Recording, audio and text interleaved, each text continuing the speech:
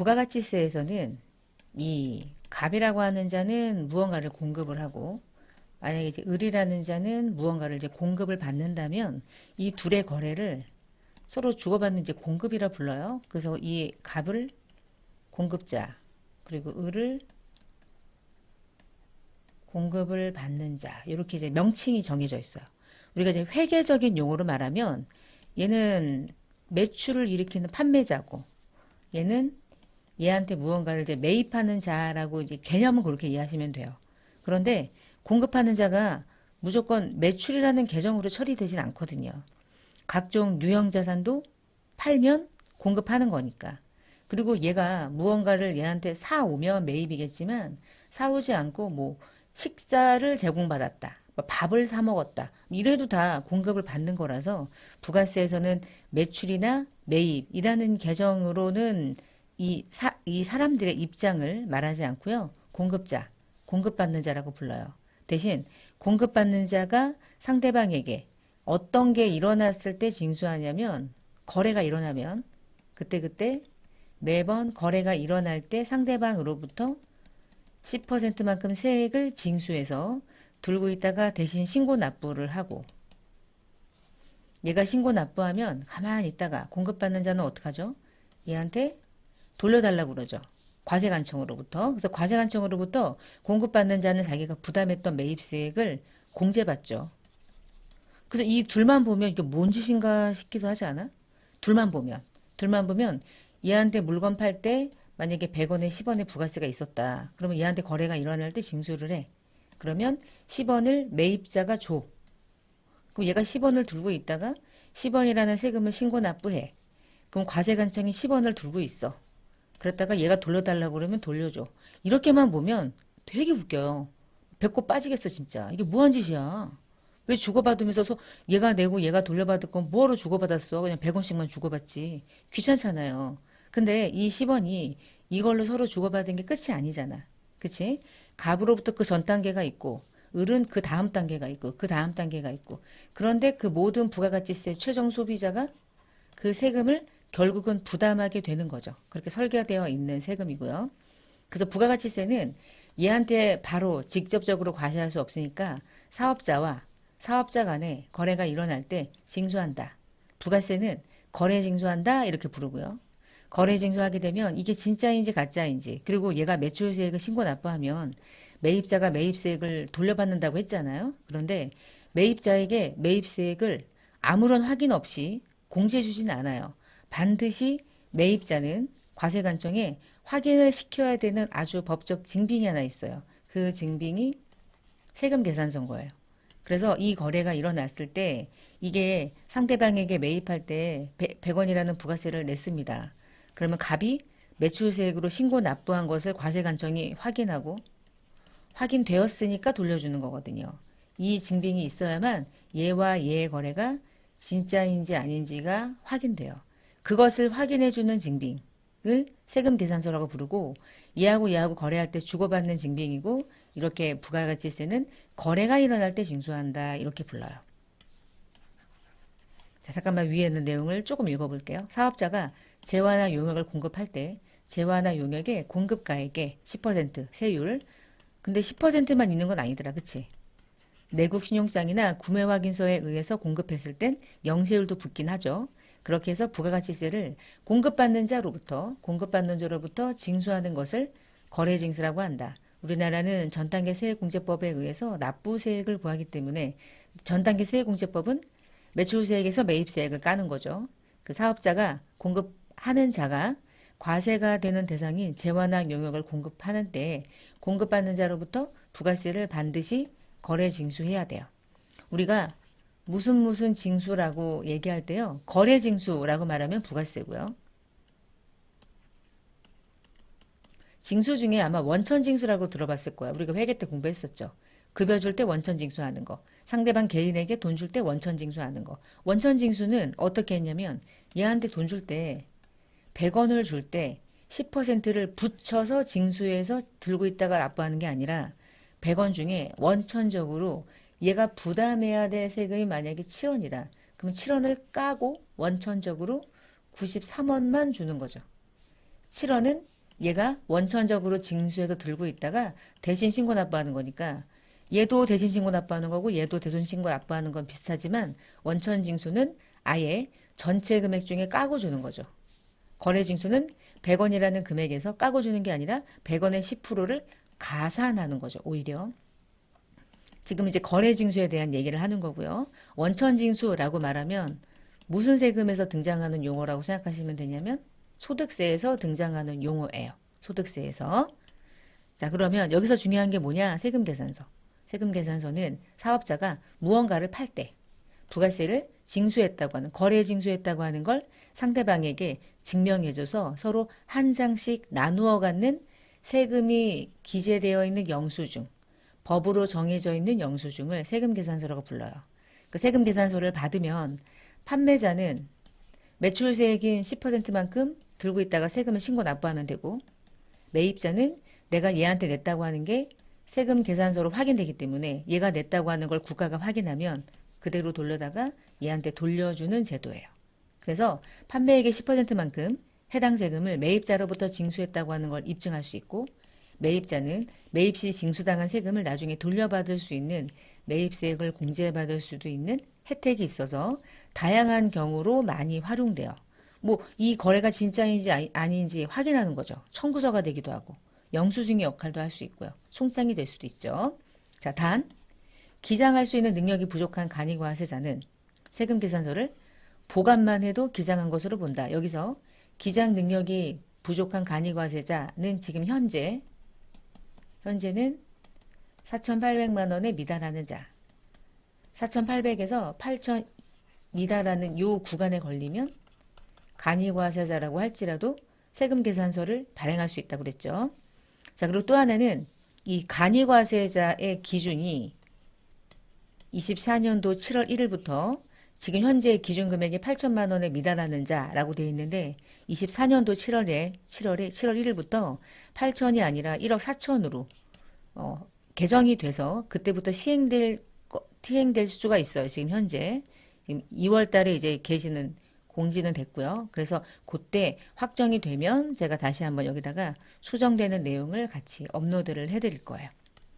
자, 그러면 세금 계산서를 작성할 때 반드시 기재해야 될 사항이 있는데 그 기재할 사항이 두 개거든요. 첫 번째가 필요적 기재사항이 있고 임의적 기재사항이 있어요. 근데 이거를 보려면 한번 양식을 먼저 보는 게 더 좋으니까 뒷페이지로 가서 양식을 먼저 볼게요. 지금 아래 보이는 요게 세금 계산서예요. 요 부분이. 예. 요 아래쪽에 있는 게 이게 세금 계산서거든요. 전자세금 계산서니까 이제 이메일이 있는 거고요. 자, 보시면 이 왼쪽에는 공급자가 들어가고 이 우측에는 공급받는 자가 들어가요. 그래서 예를 들어서 갑이 물건을 팔았다. 그럼 갑이 들어가고 이 거래로 을이 물건을 매입했다. 그럼 이제 을이 여기 들어가요. 그리고 갑의 대표자의 이름이 들어가고요. 을도 대표자의 이름이 들어가겠죠. 그리고 각각의 세금 계산서든 모든 거래는 이 명칭이 중요한 게 아니라 사업자 번호가 가장 핵심인 거죠.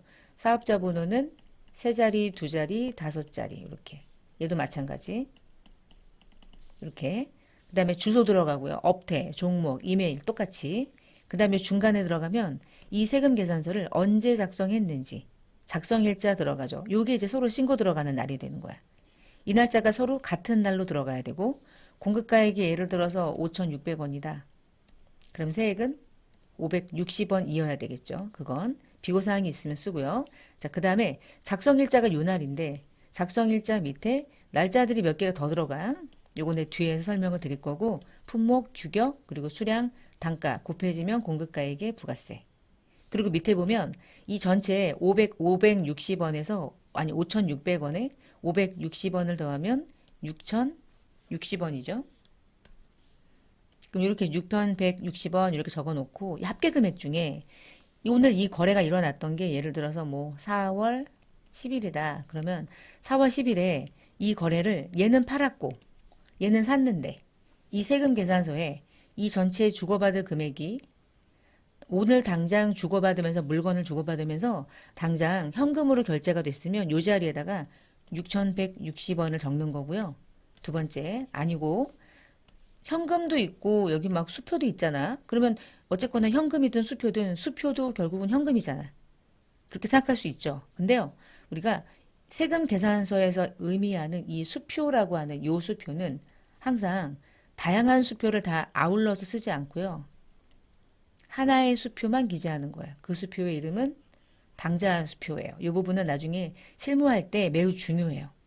이 부분이 당좌 수표만 들어가. 그럼 예를 들어서 자기압 수표로 6,160원을 주고받았다. 그러면은 현금에 적어야 될까요? 수표에 적어야 될까요?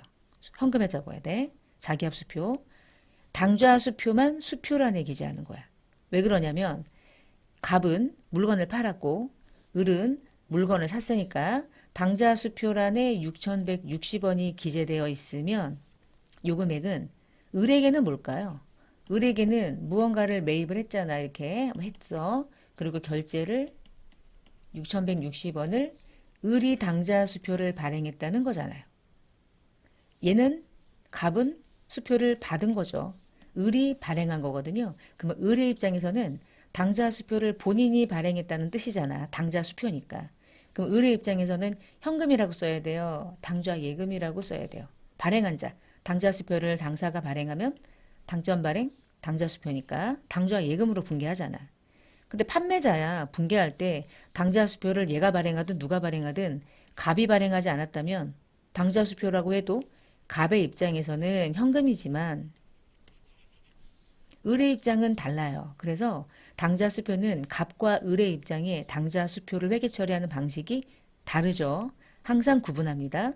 현금란과 수표란이 있고 수표는 항상 무슨 수표만 기재하냐? 당좌 수표만 기재하는 거야. 자, 그 다음에 만약에 얘를 어음으로 결제했다. 그럼 이 자리에 넣겠지. 나머지 어음도 아니고 현금도 아니고 수표도 아니고 예를 들면 카드거나 아니면 뭐 등등등 외상이거나 그러면 전부 다 외상 미수금란에 기재해서 오늘 만약에 이 돈이 전부 다 현금으로 결제가 돼버리면 이것은 세금 계산서이면서 영수증이 되는 거야. 영수 받은 거죠. 근데 만약에 어음이야. 아직 현금화가 되지 않은 거죠. 그러니까 이 세금 계산서는 영수가 아니라 청구라고 부르는 거. 이 금액을 청구한다. 이렇게 부르는 거예요. 외상일 수도 있으니까. 그래서 아래쪽에 나와 있는 요 세금 계산서는 이렇게 법적 증빙 양식이니까 이 양식이 틀어지질 않아요. 자, 그다음에 또 하나. 세금 계산서는 되게 많은 란이 존재하죠. 기입해야 될 란이 많은데요. 필요적 기재사항은요. 반드시 기재해야 되고요. 기재가 잘못되면 가산세가 부과돼요. 그리고 매입자는 매입세 공제를 못 받을 수 있어요. 그래서 반드시 정확하게 반드시 기재해야 되는 게 필요적 기재사항이고 그 외의 것들은 전부 다 임의 기재사항이에요. 임의 기재사항은 누락돼도 괜찮아. 상관없어. 중요하지 않아. 얘만 중요한데 그 네 개가 하나, 둘, 셋, 네 개인데 잘 보면 요 세금 계산서에 회색깔로 칠해져 있는 게 필수 기재사항이에요. 회색깔 여기. 첫 번째가 공급하는 사업자. 공급하는 사업자가 얘죠. 근데 공급하는 사업자는 세 개가 동시에 1이야. 등록번호, 성명, 명칭. 등록번호, 성명, 명칭. 그래서 첫 번째 요거 있죠. 요거. 요거는 누구를 얘기하는 거냐면 얘를 얘기하는 거야. 얘를. 둘, 셋. 이렇게 세 개. 이렇게 세 개가 1. 첫 번째. 1. 그 다음 두 번째. 공급받는 자는 등록번호만 기재하면 돼. 그러니까 상호 안 들어가도 아무 문제 없어요. 성명 누락해도 돼. 얘네들은 하얀색으로 아무것도 입력 안 해도 돼. 단 공급받는 자는 사업자 등록번호가 반드시 기재돼야 돼. 그러니까 등록번호는 서로가 더 중요한 거야. 서로가 양쪽이 다. 근데 상호나 성명이 중요한 건 공급자만 그래. 공급하는 자만. 공급받는 자는 사업자 번호만 기재하면 돼요. 그 다음 중요한 게 뭘까요? 결국은 금액이죠. 부가가치세하고 공급가액 요 두 개. 요 두 개가 3. 마지막은 작성 연월일이 네 번째. 그래서 요렇게가 1. 요거 2. 순서는 상관없고 요거 3. 작성일자 4. 요게 네 개가 필수 기재사항이고요. 나머지는 외울 필요 없어요. 나머지 뭐하러 외워? 나머지는 다 임의 기재사항인데. 여기서 체크할 건 날짜가 작성 연월일이 공급 연월일이 아닐 수도 있나 보다. 아닐 수도 있겠구나. 그렇지, 아닐 수도 있지. 우리가 요 공급 연월일과 작성 연월일이 어떻게 다른 건지 요 부분은 다음 시간에 같이 할 건데요. 작성 일자가요. 잠깐만 여기다 지워놓고 작성일자가 5월 31일인데 실제 공급은 5월 10일에 하나 하고 5월 20일에 하나 하고 5월 28일에 한 게 더해져서 한 방에 작성이 될 수 있거든. 그럴 수 있잖아. 내가 5월에 막 3, 4건을 거래해. 근데 이날 세금 계산서 한 장 발행해. 이날 발행해. 이날 발행해. 그래도 돼. 근데 어차피 얘하고 맨날 거래해. 맨날 발행해. 세금 계산서가 많이 발행되는 거 서로 불편하거든요. 장수만 많아지잖아. 맨날 이메일 보내야 돼. 받았는지 확인해야 돼. 한 방에 끊으면 얼마나 편해. 한 방에 끊을 수 있거든. 그래서 세금 계산서는 이런 애들이 뭐야? 이런 애들? 실제로 물건을 공급한 날이죠. 요 날짜가 실제로 공급 연월일 수 있잖아요. 3번에 걸쳐서. 공급 연월일은 3번이지만 세금 계산서는 3번에 끊지 않고 한 방에 끊을 수 있거든. 5월 31일로. 그러면 세금 계산서 입장에서는 작성 일자가 메인입니까? 공급 일자가 메인입니까? 대체적으로 같아요. 같으면 문제 없지만 다를 수 있지. 그러면 작성 연월일이 메인인 거야. 공급 일자가 며칠이었든 중요하지 않아. 세금 계산서니까. 세금 계산서는 어느 날짜로 신고 들어가느냐가 관건이잖아요. 그 날짜는 작성 연월일이기 때문이에요. 그래서 시험에 제일 많이 나오는 게 다음 중 필요적 기재사항 중에 아닌 것은 이래서 1, 2, 3, 4 이렇게 돼. 얘는 필요적 기재사항 아닌 거야? 임의적 기재사항. 이미지로 외우시면 좋아요. 자, 그럼 다시 앞으로 가서 세금 계산서는 꼭 기재해야 되는 것과 기재하지 않아도 되는 게 있는데 기재하지 않으면 세금 계산서의 효력을 잃게 돼. 그것을 필요적이라고 부르고요. 기재하지 않아도 효력에 아무런 영향이 없어. 괜찮아. 그게 임의적 기재사항이야. 임의적 기재사항은 반드시 기재할 필요가 없고 사업자가 편의를 위해서 그냥 기재하는 거예요. 여러분이 만약에 내가 세금 계산서를 발행하는 업무를 내가 이 일을 하는데 필요적 기재사항만 기재하면 정말 돼요. 그래서 딱 요것만 딱 기재해. 세금 계산서에다. 나머지 여기다가 넣어야 될 내용들이 뭔지 다 알아. 전산에 다 입력되어 있는데 얘를 일부러 누락하고 요것만 딱 기재해가지고 세금 계산서를 발행해도 별 문제는 없지. 그런데 상대방한테 전화 오겠지. 왜 빈칸으로 뒀어? 내가 다 알려줬잖아. 왜 빈칸 둔 거야? 바보야. 이런단 말이야. 그럼 어떻게? 다 넣어야지. 이게 필수적 기재사항이라고 해서 얘를 아예 누락하고 필수만 기재하는 회사는 없겠죠. 그쵸?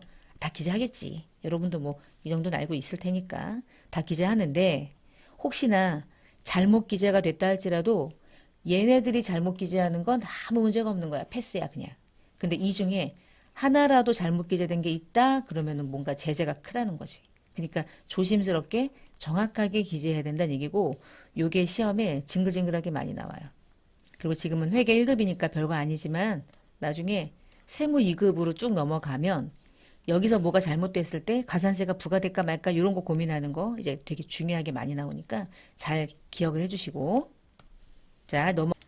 자, 세 번째 세금 계산서를 발급하는 대상자.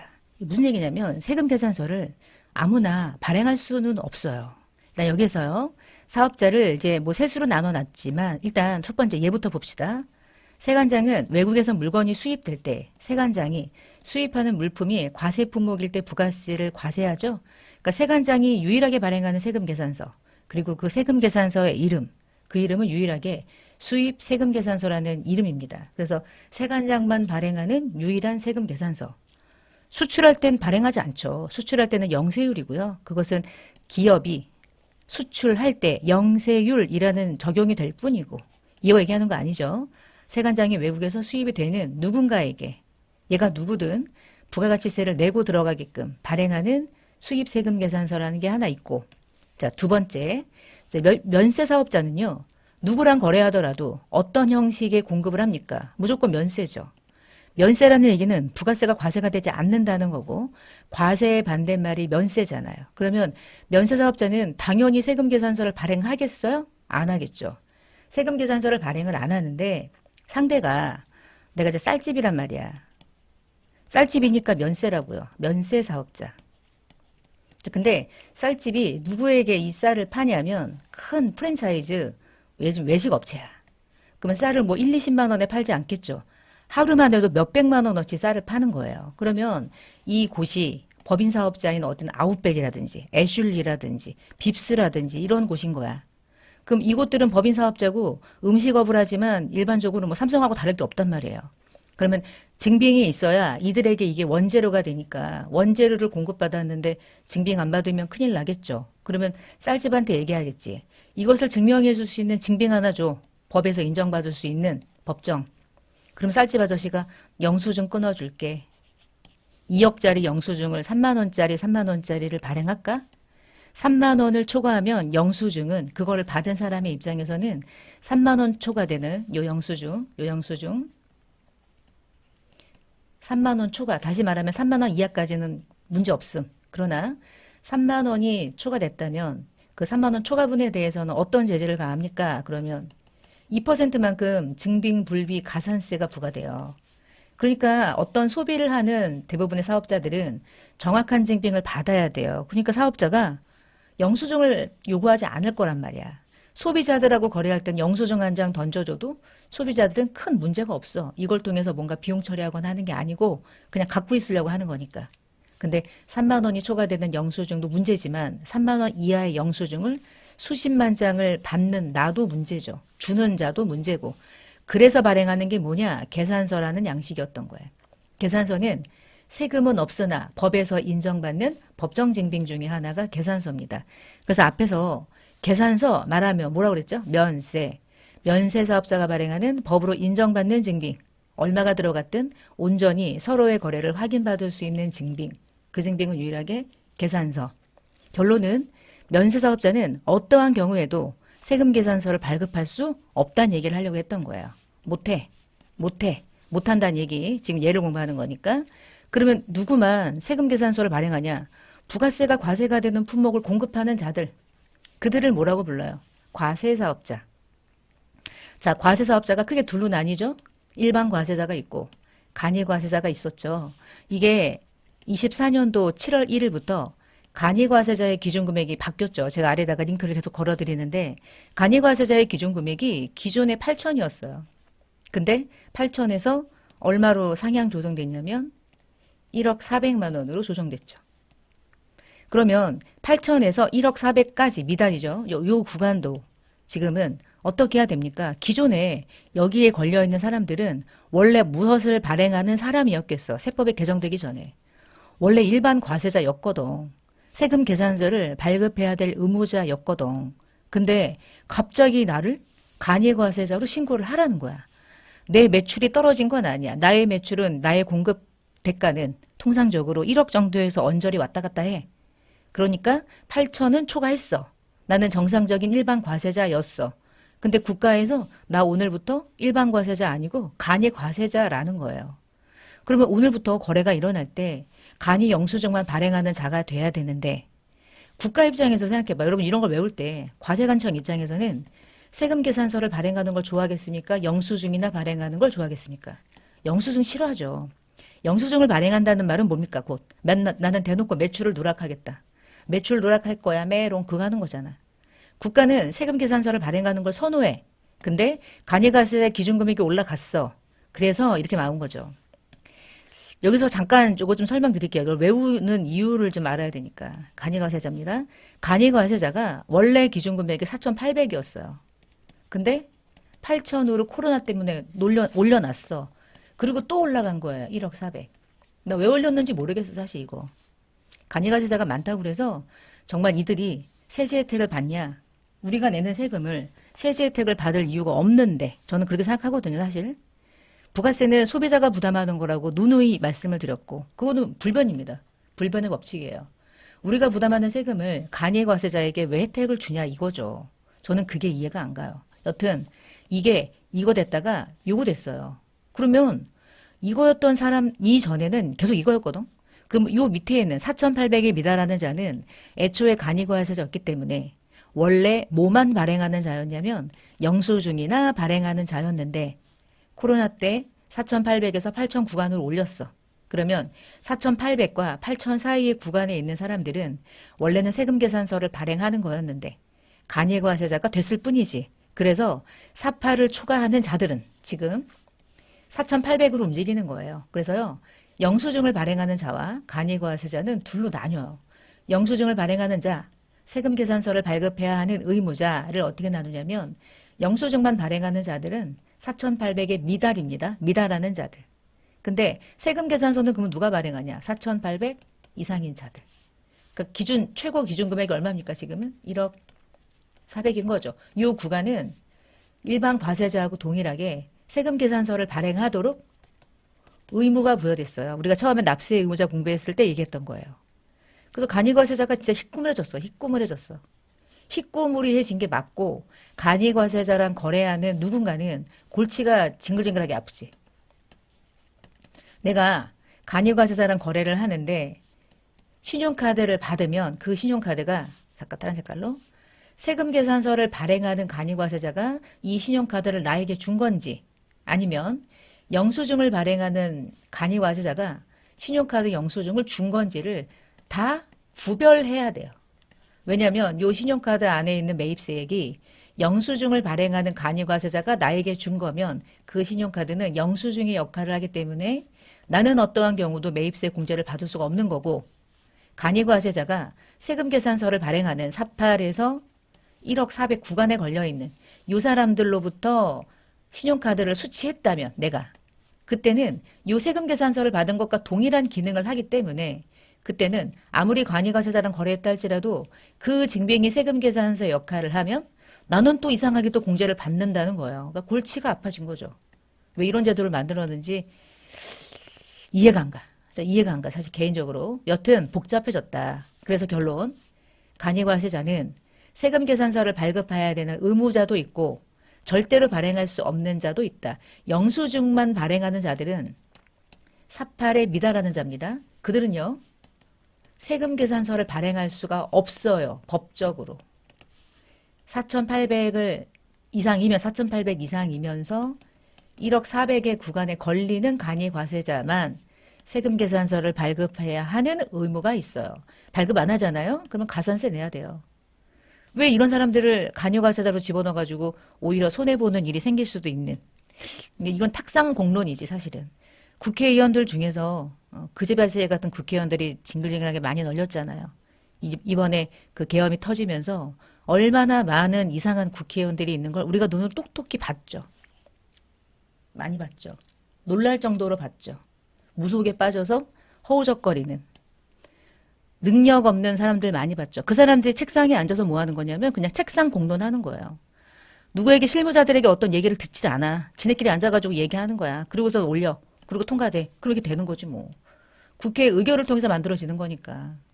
여튼 그래서요. 간이과세자고 잘 보셔야 돼. 뒤에 매입세 공제 받을 때 이것 때문에 다 구분해야 되는 게 나중에 전산세무 2급으로 가면 어마무시하게 중요한 역할을 하거든요. 그거 알고 계시면 나머지는 과세사업자 중에 구분할 필요 전혀 없이 일반 과세자는 어떻습니까? 세금계산서를 발급해야죠. 발급하지 않으면 이제 가산세가 붙죠.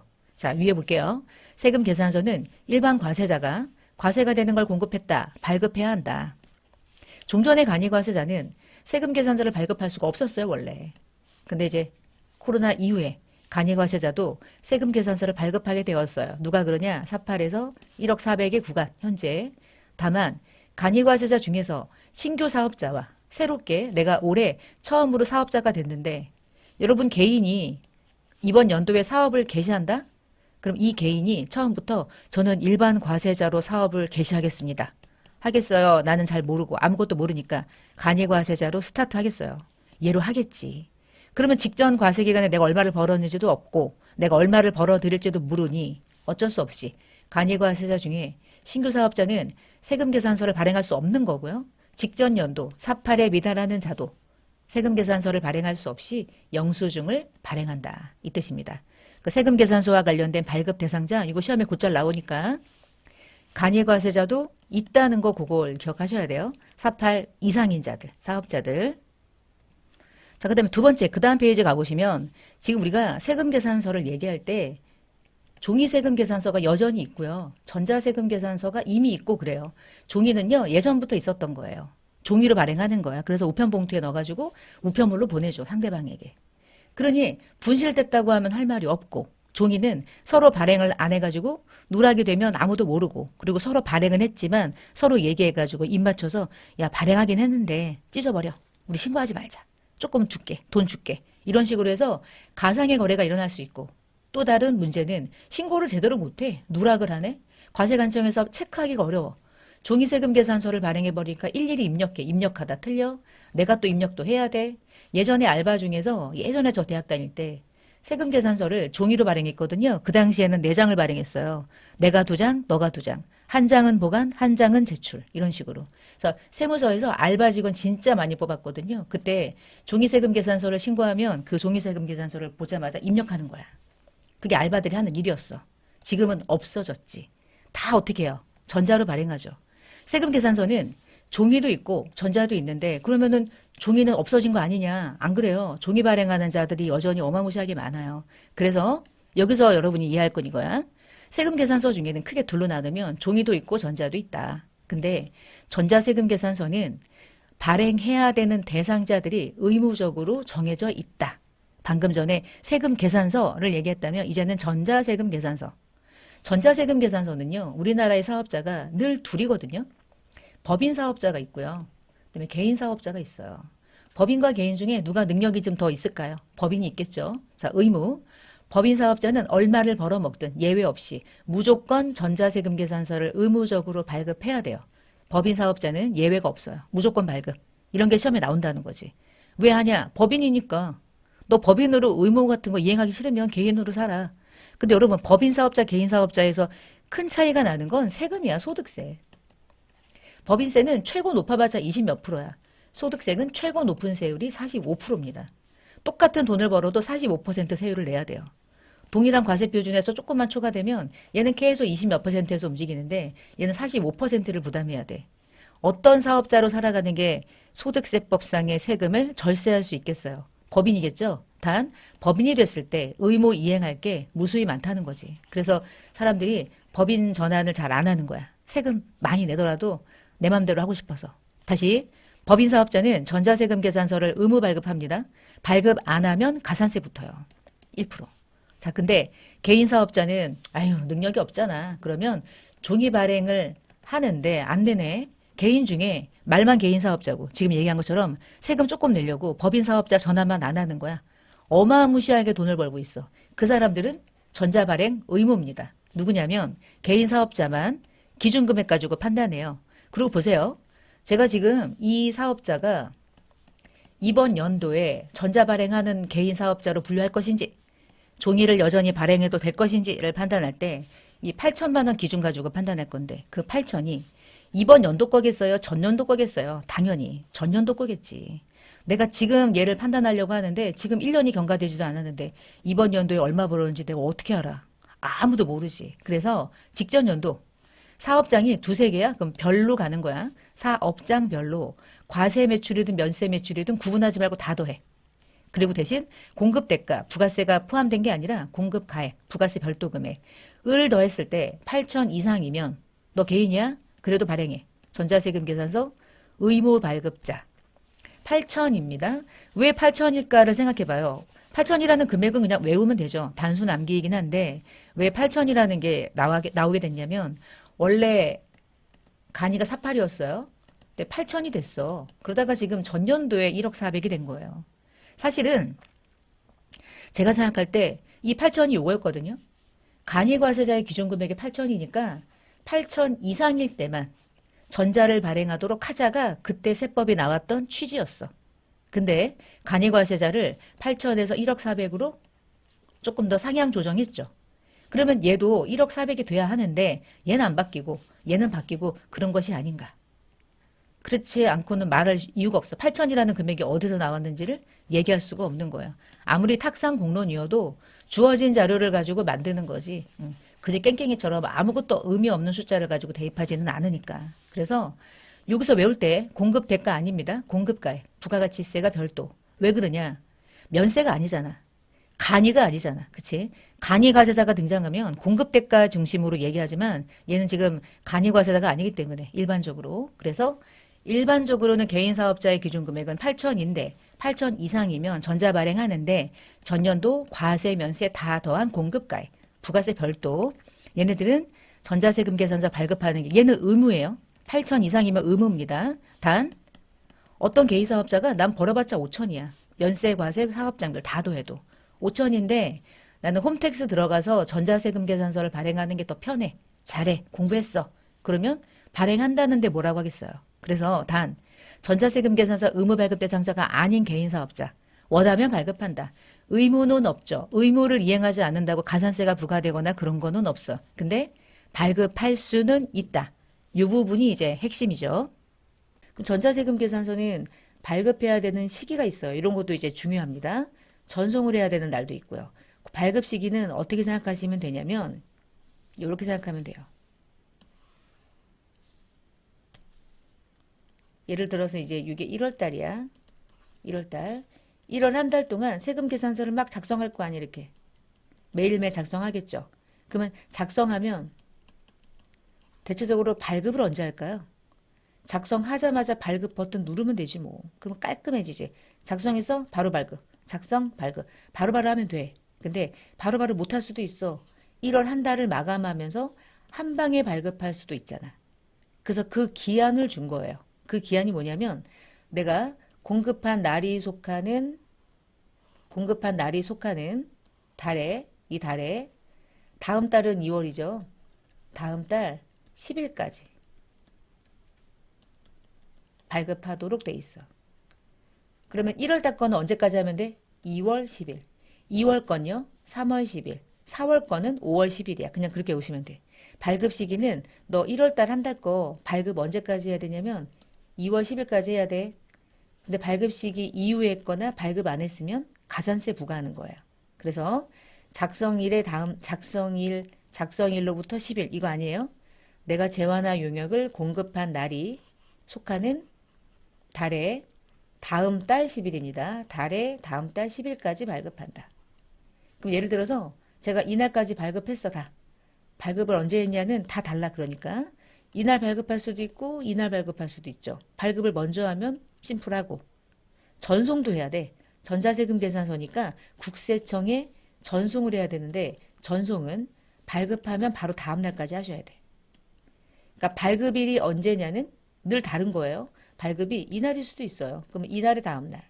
발급일이 2월 10일일 수도 있잖아. 그치? 그러면 그 다음 날. 만약에 발급일이 1월 16일이야. 그러면 1월 17일이 다음 날. 전송일. 발급 시기, 전송일. 요거 두 개는 시험에 곧잘 나옵니다. 객관식으로. 그리고 요 두 개가 나중에 세무 2급 넘어가면 가산세가 부과되는 기준이 되는 날짜라서 이날까지 발급 안 했거나 이날까지 전송키를 누르지 않으면 이제 가산세가 부과돼요. 상당히 중요한 부분이고요. 전자세금 계산서를 발행하게 되면 세금 계산서 합계표라고 하는 양식을 만들어 가지고 제출해야 되는데 그걸 하지 않아도 돼. 왜냐면 전자세금 계산서가 이미 다 전송이 된 상태라 이미 합계표가 만들어져 있어. 국세청이 짜자자자작 들어와 있거든. 이 표를 원래 만드는 건데 종이세금 계산서를 발행하는 기업은 세금 계산서를 주고받은 합계표를 제출을 해야 돼요. 이거 제출 안 하면 가산세가 부과돼. 근데 법인사업자나 또는 전자세금 계산서를 발행하는 개인들은 전자 전송까지 했다면 제출 의무 없고요. 세금 계산서를 굳이 보관하지 않아도 돼요. 왜냐면 전자세금 계산서가 이미 발행돼서 전송이 되어 있으니까. 이미 여기 다 등록이 돼 있잖아. 그리고 뒤에 가면 나중에 세액공제에 대한 부분은 뒤에서 얘기하고 전자세금 계산서를 발행하면 200원씩 뭐 세액공제 해주는 게 또 부활돼 가지고요. 세액공제도 해주는 게 있어요. 그거는 세액공제 부분에서 그때 같이 볼게요. 그 다음 5번에 전자세금 계산서를 발행하지 않았거나 발급 시기 놓쳤거나 전송하는 전송 시기를 놓쳤다면 나중에 가산세가 부과된다. 그러니까 상당히 여러분이 그 날짜들을 왜 외워야 되냐? 나중에 가산세가 부과되는 기준 일자가 되기 때문에 매우 중요한 요건이다. 이렇게 보시면 되겠어요. 자, 이번 시간에는 이 전자세금 계산서까지 봤습니다.